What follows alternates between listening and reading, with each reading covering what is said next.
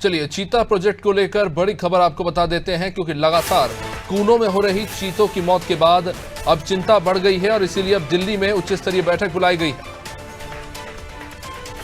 प्रधानमंत्री मोदी ने कल दिल्ली में बैठक बुलाई है।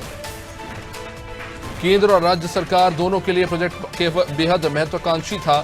दक्षिण अफ्रीका से लाए गए ये चीते लगातार 2 हफ्तों में चीतों की मौत के बाद अब एक बैठक बुलाई गई है दिल्ली में। केंद्र ने 5 वन्यजीव विशेषज्ञों की एक टीम कूनो भेजी है, जो ये ऑब्जर्व करेगी क्या स्थिति है, किन कारणों से लगातार चीतों की मौत हो रही है। बीते 2 हफ्तों के अंदर लगातार 2 चीतों की मौत हुई थी और इसको लेकर अब कहीं ना कहीं चिंता बढ़ गई है, क्योंकि ये बहुत महत्वपूर्ण प्रोजेक्ट है। इसमें चीतों को भारत में बसाने के लिए काफी मेहनत की गई है, लेकिन एक के बाद एक लगातार चीतों की मौत के बाद अब कल दिल्ली में इसको लेकर एक महत्वपूर्ण बैठक बुलाई गई है। और जैसा कि जानकारी सामने आ रही है, केंद्र ने 5 वन्यजीव विशेषज्ञों की एक टीम बनाई है, जो इस बात की पड़ताल करेगी कि आखिर इन मौतों के पीछे क्या कारण है।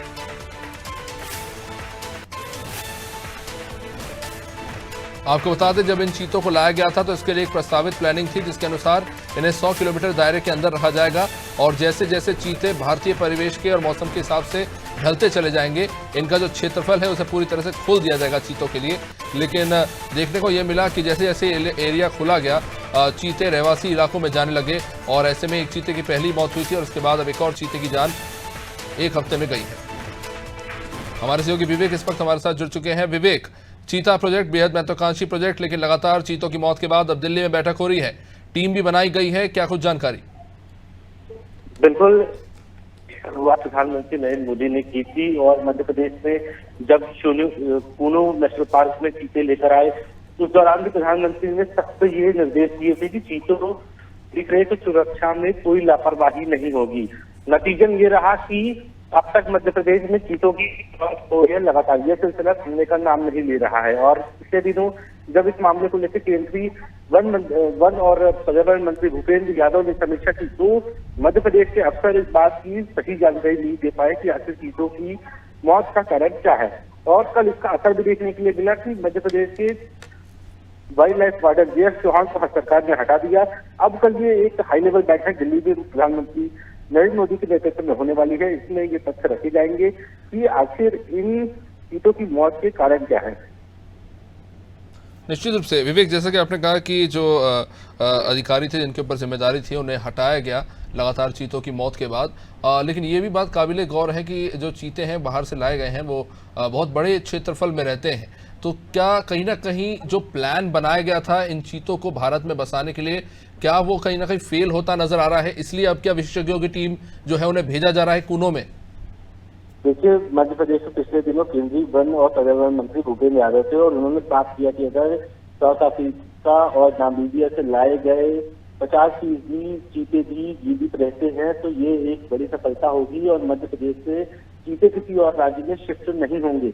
लेकिन जैसे ही उन्हें बाड़े से खुले क्षेत्रों में भेजा गया तो चीते बॉर्डर क्रॉस कर गए। मध्य प्रदेश के अलावा उत्तर प्रदेश और राजस्थान तक वो ट्रैक हुए और सबसे महत्वपूर्ण बात है कि इस दौरान चीतों की मैचिंग भी कराई गई और नतीजा ये निकला कि आपसी संघर्ष के कारण चीतों की मौत भी हो गई।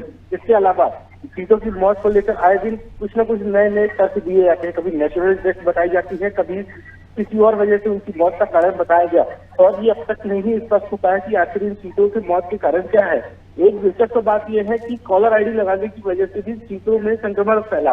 ये जब बात जानकारी निकल के सामने आई तो एक चीते की गर्दन से कॉलर आईडी निकाली गई और उसमें घाव था। घाव में ये देखा गया कि जो मक्खियां हैं, मक्खियों ने अंडे दे दिए थे, जिसकी वजह से उस संक्रमण ने बड़ा रूप ले लिया है और उसका अब इलाज चल रहा है। लेकिन बहरहाल कल जो बैठक होगी उसमें ये जरूर पड़ताल की जाएगी कि आखिर इसमें लापरवाही किसकी है, क्योंकि जसवीर सिंह चौहान संभवतः मध्य प्रदेश में ऐसा कोई पहला मौका है कि चीतों की लगातार या किसी और जानवरों की मौत के मामले में वाइल्ड लाइफ वार्डन पर कार्रवाई नहीं होती थी, मैदानी अफसरों पर कार्रवाई होती थी। लेकिन चीतों की मौत के मामले लगातार जो सिलसिले देखने के लिए मिले हैं उसमें कल सरकार ने बड़ी कार्रवाई की है और जे.एस. चौहान को हटा दिया है और उनके स्थान पर अखिल श्रीवास्तव जो उत्पादन में पीसीबीएफ से अब उन्हें वाइल्ड लाइफ वार्डन की जिम्मेदारी दे दी गई है। बहुत बहुत शुक्रिया विवेक विस्तृत जानकारी के लिए। तो जाहिर तौर पर कई सारी खामियां निकल कर सामने आई हैं, जैसा कि हमारे सहयोगी विवेक बता रहे थे। और कहीं ना कहीं अब एक नए शायद एक्सीडेंट प्लान की जरूरत है, इसलिए अब एक विशेषज्ञ की टीम पुणे पहुंचेगी और इस पूरे मामले की डिटेल में छानबीन